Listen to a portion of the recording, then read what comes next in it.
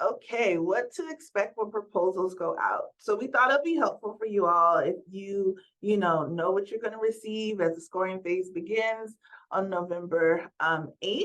And we want to make sure that you have all the information necessary that you need to read and score. So we're going to be providing you with a range of resources. You can expect to get emails from both DCYF and from our RFP system, CitySpan, which Mitzi had mentioned earlier. So please make sure you go into your spam folder and take out and check that just in case anything goes there from CitySpan. So from DCYF, what you will receive is you'll get a reader handbook that captures much of what we've talked about today. You'll get a copy of the 2024-2029 RFP, which you should have already received, but you'll get another one, another link in your mail. You'll get a link to a recording of this webinar so you can go back and listen to all this great information in our lovely voices, and contact information for DCYF staff.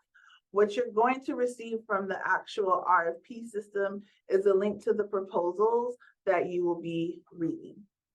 So now I'm going to go through reading and scoring do's. So we have do's and don'ts. I'm going to focus on the do's first. So please read the RFP before scoring so you can ensure a full understanding of the strategy. Within the RFP, it breaks down why we chose that strategy, what we're hoping to get out of it, what best practices looks like. It goes over the requirements for those strategies as well as the questions. So please read the section that you'll be scoring before you actually score. Give yourself enough time to score thoughtfully and completely. You know, we all are so busy and have a lot of things going on, so please pace yourself. So if you have a month to do your reading and scoring. If you average one proposal every couple of days, you'll definitely be done.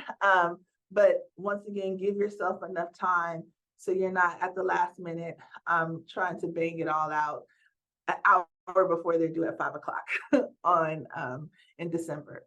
Next thing is to make sure you provide comments as they're required to explain your score. So the reason why we ask this is because comments can be requested by the public under our sunshine laws.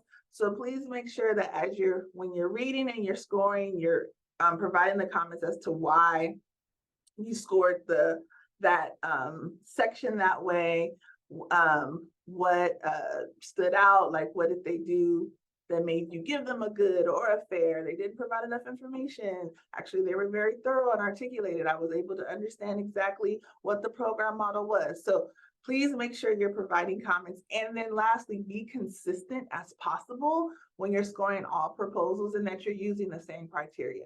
I know for me, sometimes the very first proposal that I read, I come out very hard and it's a real rough score, and I tend to go back and as I read through and get more familiar with stuff, I could potentially, be a little bit more lighter, and then I need to go back to the very first proposal and reread that one again, or I just stay hardcore throughout all the proposals that I read. So be as consistent as possible by scoring and using the same criteria.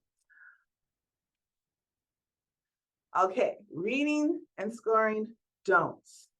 Do not score the proposal based on its grammar, wording, or correctiveness of spelling. I know we have some folks out there that just gets under your skin. If it's like, that's not a period, that should be a comma or a semicolon, or that's not how you spell the word. We're not taking off points for that. So please don't score based on grammar. Don't base your scoring on outside information that's not included in the proposal. Whatever the question asks, that's what you're scoring on. If you happen to know or other outside information, that needs to be filtered out. You're reading what the question is asking and you're seeing if their response answers that question. And lastly, don't discuss your scores with other RFP readers or applicants. As we don't, it's a rater, we don't want any outside, once again, influence coming in. And this needs to be a very clean, competitive process. You, as external scorers, you are our first line of letting us know if this is actually meeting and reaching what we're looking for. And so we really need you to, once again, read the question, score it based on what their response is, and not necessarily discuss with anyone else. Kind of like when you're on a jury, how you have to not discuss the case.